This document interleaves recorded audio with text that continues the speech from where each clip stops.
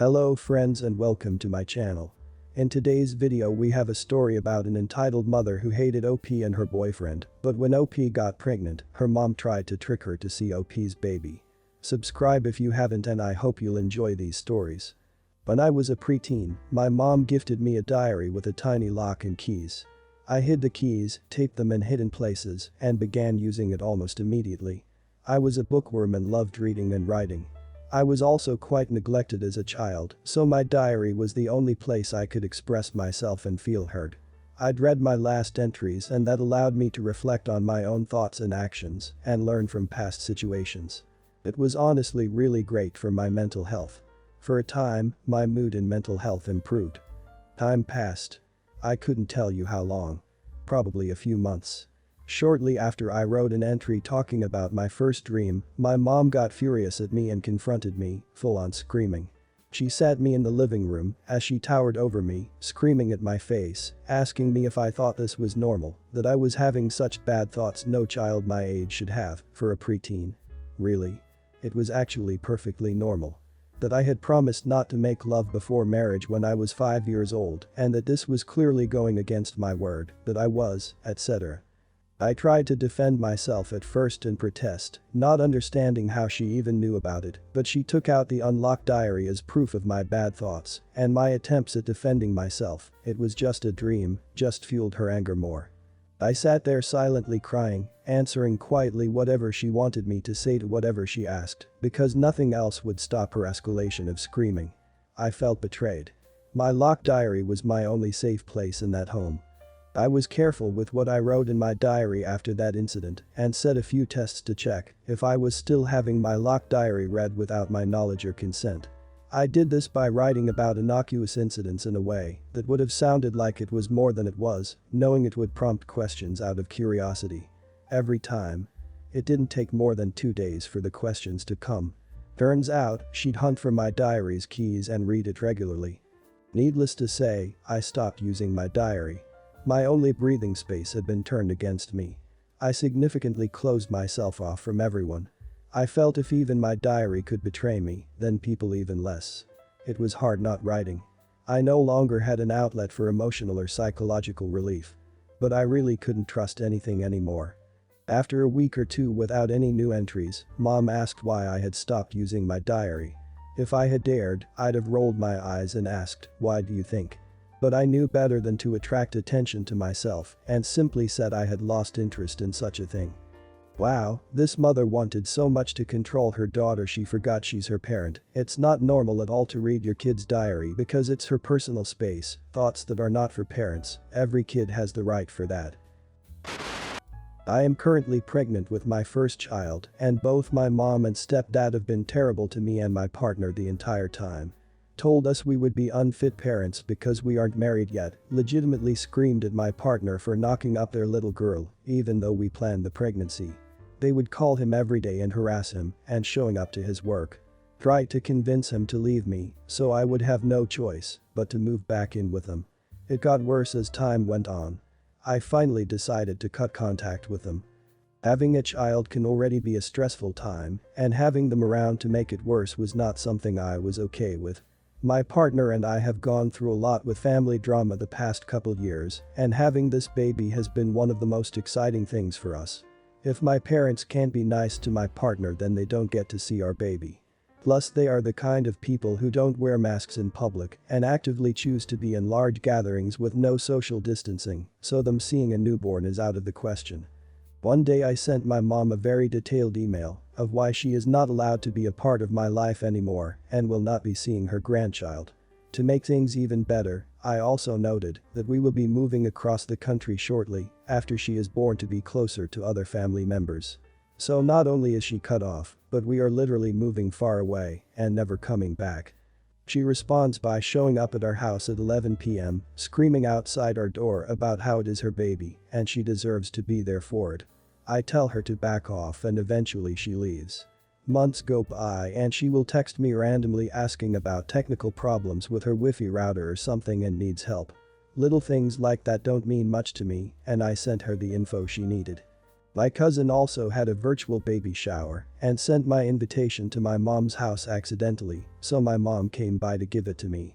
Things slowly came to a point that we were fairly amicable with each other, but I still stood my ground about our boundaries and nothing else had changed. She knew this. Then she sends me a video today that blew my mind. She redecorated her entire guest room to be a nursery.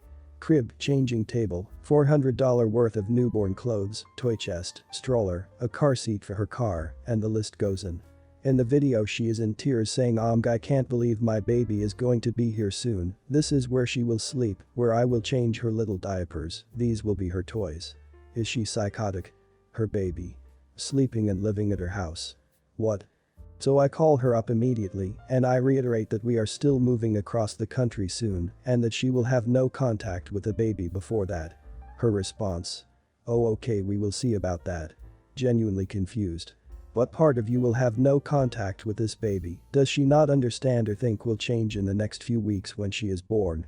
Is she planning on stealing her from us? I am at a loss for words.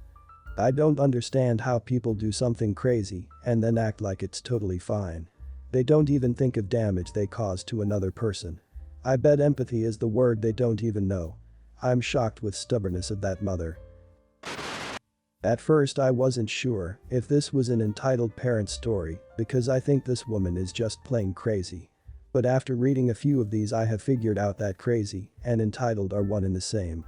Years ago this new neighbor of mine, she had recently moved to a house on the next street over, kept trying for the better part of a summer to use me as a free babysitter. It started when her kid, who was really a cute well-behaved kid about 7 years old, showed up at my door at 7:15 in the morning.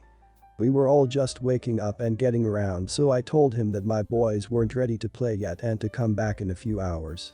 That is when the kid told me his mom had gone to work. This seemed a bit odd to me, so I brought him in and tried to call his mom. This was the time of only landlines. Sure enough, she was gone. So I brought him in and fed him breakfast. He stayed with us the rest of the day and he got along well with my two boys who were 5 and 10. I had only talked to his mom about 2 times, so I had no idea why she would think this was a good idea. When his mom came home I walked him over so I could talk to her. I told her not to do that again. I told her that I would be willing to watch him on occasion if asked first, but not every day. Her response was, well, what else do you have to do all day? This kind of took me by surprise. I tried to tell her that I work at home on commissions. She rolled her eyes and told me that being an artist isn't a real job, and besides, I was married so I didn't need to work. I should have pointed out to her that she was married and working, but I felt myself getting angry and I didn't want to argue with her. Just don't do that again. I said to her, you have teenage kids home for the summer, have them babysit. She frowned at me and said, they work. I said, so do I. Then I went home. The next morning at 7:15 the kid sheepishly shows up again. Once again I bring him in and feed him breakfast and later lunch. Once again I took him to his home and once again told his mother to please not do that again. She actually tried to tell me that it was my neighborly duty to watch him, and I told her that if she sent him tomorrow, I wouldn't be there because of a doctor's appointment. She said that as a babysitter, I should have given her several days' notice about this. I angrily told her I was not a babysitter and then went home. The next morning I made my 7 a.m. appointment. Blood work, that is why it was so early. I did some grocery shopping afterward and it was about 10 a.m. when I got home. The poor kid was waiting for me on my porch. He had been there for nearly 3 hours and the little guy was scared and hungry. At night when I took the kid home I was angry. I told her how the kid was scared and alone. She actually said that she had told me I hadn't given her enough time to find anyone else and that his being alone was my fault. I pointed at her and said, I am not a babysitter. Don't send him over again. At night this woman had her adult nephew call me to scream at me for not being home when his poor aunt dropped her son off. How dare I leave a small child alone like that? I told the nephew that his aunt knew I wasn't home, so it was her that left a child all alone. I said that I had repeatedly asked his aunt not to send the kid over anymore and I was not a babysitter. This nephew freaked out at me when I said that and I hung up on him screaming at me. This worked for 2 wonderful quiet days. Then right back to it. I tried everything, but this woman insisted that it was my neighborly duty to babysit and would tell me as much. Finally I decided that to solve this problem I would just get a job outside of my home and that way she would have to stop. I was too much of a pacifist back then. I no longer am. I landed an interview for a position at the local library and I was ecstatic. I told the woman to keep her son home because I had arranged for my kids to stay with their grandmother while I went to this interview. The next morning I drove to my mother-in-law's house and took my kids inside. When I went to leave I found this woman's kid waiting for me in my car. She had actually followed me there and put her son in my unlocked car and then zoomed off while I was dropping off my boys. My mother-in-law wasn't the most flexible person in the world and she adamantly refused to watch an extra kid. I had to cancel my interview. I was livid. I toyed with several ideas at this moment.